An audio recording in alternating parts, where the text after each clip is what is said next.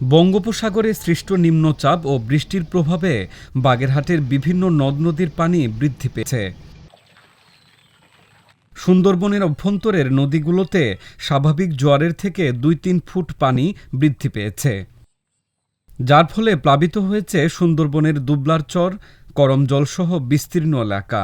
২৮ মে বুধবার রাত থেকে ২৯ মে বৃহস্পতিবার দিনব্যাপী বৃষ্টিতে এই অবস্থার সৃষ্টি হয়। এদিকে সুন্দরবনের শেলারচর এলাকা থেকে নদীতে ভেসে আসা একটি হরিণ শাবক উদ্ধার করেছে বনরক্ষীরা। প্রাথমিক চিকিৎসা দিয়ে হরিণটিকে আবারও বনে অবমুক্ত করে দেওয়া হয়েছে। তবে সুন্দরবনের অভ্যন্তরে কোনো বন্যপ্রাণীর ক্ষতি হয়নি বলে জানিয়েছে বন বিভাগ। পানি উচ্চতা অনেক বেড়ে গেছে, আমাদের সুন্দরবনে প্রায় সব জায়গায় তলায় গেছে, কিন্তু এমন পরিমাণ না যেন বন্যপ্রাণীর কোনো ক্ষতি হবে। যেমন আমার সাধারণ ধারণা, এই অমাবস্যায় যে পরিমাণ পানি হওয়ার কথা তার থেকে ৭০ থেকে ৮০ সেন্টিমিটার পানি কিন্তু বৃদ্ধি পাইছে, এবং এই যে ৭০ থেকে ৮০ সেন্টিমিটার পানি বৃদ্ধি হইলে এরা ২ থেকে ২ ঘন্টার ভিতরে কিন্তু নেমে যাবে। তা নেমে গেলে ওই যে বন্যপ্রাণীগুলো ওরা অ্যাডাপ্টেশন আছে, ওরা এই সময় বেঁচে থাকতে পারবে। এখনও পর্যন্ত আমাদের সুন্দরবনের যে বন্যপ্রাণী কোনো ক্ষয়ক্ষতি হয়েছে এই ধরনের কোনো রিপোর্ট আসেনি।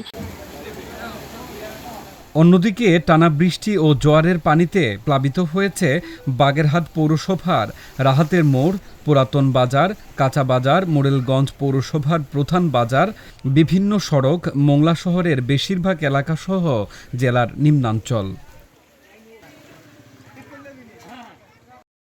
পানি উন্নয়ন বোর্ড বলছে, জেলার বিভিন্ন নদ-নদীর পানি বিপদসীমার উপর থেকে প্রবাহিত হচ্ছে।